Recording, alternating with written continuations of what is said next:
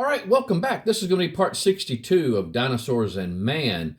And we are going to continue on with Africa. And this actually will be the last video concerning Dr. Roy Mackal and his research into the possible living dinosaur or dinosaurs that has been reported in Africa. And just a fascinating book, you guys, if you guys ever get a chance.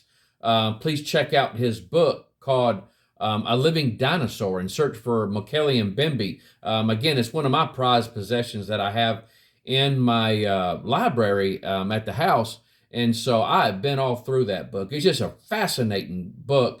And again, Dr. Roy Mackal is or was an evolutionist. And so you will hear his evolutionary speaking throughout the book. But he does and is pretty confident that there was a dinosaur or dinosaurs could be living in that area of the Congo swamps. And so, but if you'll notice on the screen here, we're going to start off with a comment that was made, and this came from There Could Be Dinosaurs by Ivan T. Sanderson. It says here, the most astonishing thing about these reports, however, is not so much their prevalence as the widespread points of their origin. Here again, our modern atlases are very misleading because the practice, born quite properly of necessity, of squeezing the whole of Africa onto one page gives the impression that the Cameroons are not really very far from the Upper Nile. This distance is actually 1,600 miles, and the territory in between is a vast land of forest, swamps, and savannas. The natives on one side have no connection whatsoever with those on the other, and yet very similar stories are common at both extremes. These native tales are to be met with throughout the equatorial rainforest belt from Gambia in the west to the Nile in the east and south to Angola and Rhodesia. And so, at any rate, probably a good visual for you guys is when you look at the globe. I don't know if you guys, if I'm trying to get that on the camera there, if you notice, you look at all these markings on this globe here. And, you know, when we're looking at it, we're seeing it as, one name. Oh, gosh, that's not that far from this one. Because we're looking at it. They're crunching all this onto one little miniaturized continent on this globe here. And so, we see these names here on the globe, and they may be hundreds or thousands of miles apart from each other. But here, for our viewing, it's only, what, a quarter of an inch from each other? So when we're looking at it like this, it gives the impression, guys, that they're not that far away from each other. But in actuality, they could be thousands and thousands of miles away. And so, as I've shown before, that America, compared to Africa, is quite small. Africa is gigantic. It's just enormous.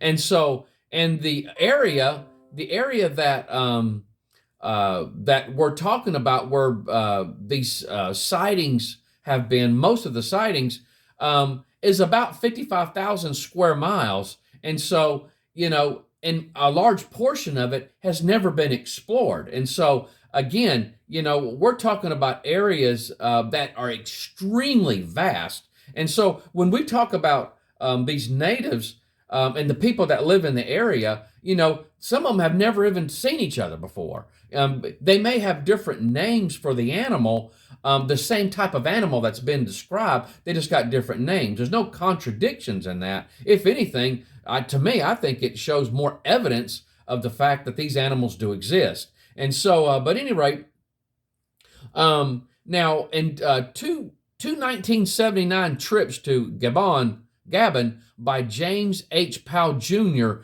Now, James H. Powell had a background of crocodile fieldwork in America, Africa, and the South Pacific Islands. And so what's happened is James Powell, if I remember correctly, I'm going off of what I read in the book, and it's been some time since I read about this area, how James Powell and Dr. Roy Mackal got together. It seems like James Powell went to hear Mackal speak, and he got interested in the topic, and that's how they got together. And so what happened is Dr. Roy Mackal sent James Powell to the areas to interview the natives that lived in this area. And this is what we're going to talk about in this video here. But it says here, he says, now going back, it says that he interviewed the Fang and Omiene villages. And I hope I'm pronouncing that right. I'm pretty confident the Fang I got right.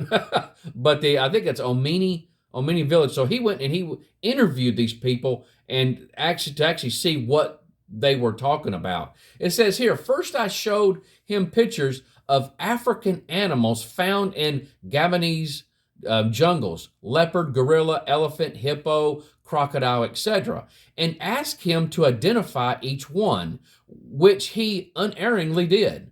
I then showed him a picture of a bear, which does not occur in Gabon or Gabon. This he could not identify. The native said, "This animal not live around here." He said, I then showed him a picture of a Diplodocus, a brontosaurus, or what we would call a patasaurus, y'all. Big body, long neck, long tail, small head.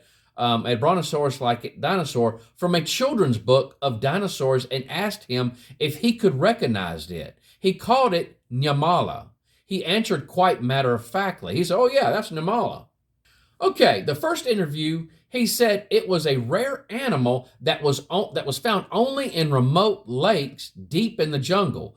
Only the very greatest hunters have seen the Nyamala. He himself had never seen one. In the second interview that he had with him, he saw around 1946 a Nyamala. He kind of changes the story a little bit. Come ashore during the early morning hours, and that normally the Nyamala remained in the water during the day but left the water at night between midnight and about 5 a.m. to feed on jungle chocolate. The first interview, a picture of a plesiosaur was also identified as Nyamala. Pictures of other dinosaurs, Tyrannosaurus, Stegosaurus, and Triceratops, produced the same negative result as the picture of the bear. These animals did not live around there and were unknown to my informants. A picture of a pterodactyl was identified as a bat. Now, when we talk about that Stegosaurus, if you remember in the past videos, they did have it could have been other natives. They did have an animal that they named, I'm going to say it's Bulu. It means the animal with planks growing out of its back. Now they might have shown this individual here a full-grown Stegosaurus, as you see up there in the top left-hand corner. But the animal that they described was what you see in this drawing here, this black and white drawing here, a smaller rendition of what we would see in the fossil record. And so it's possible that the thing that they saw did not match what we would consider or what we would see in the fossil record as far as full-grown stegosaurs. And so again, we're not talking about giant absolute monstrosities that we would find in the fossil record. We're talking smaller versions. Plants and animals do not grow now what they did grow before the flood. It was a much different environment. But going back to the plesiosaur, because they did recognize the plesiosaur, and they identified it as Nyamala. All right, guys, while I was editing the video that you're watching right now, I decided to split it. I'm going to go ahead and split it. So I just tried to find a good stopping point. And so I'm going to interrupt it right here. And we're going to pick this up on the next video. So be looking forward to that. And so I want to try to keep them in less than 10 minutes as possible. It's just hard. It's really hard with the material that I have. And so, but that's okay. There's no hurry. We'll pick it up next time. You guys take care. I love you. And I hope the Lord blesses you real good. Bye-bye.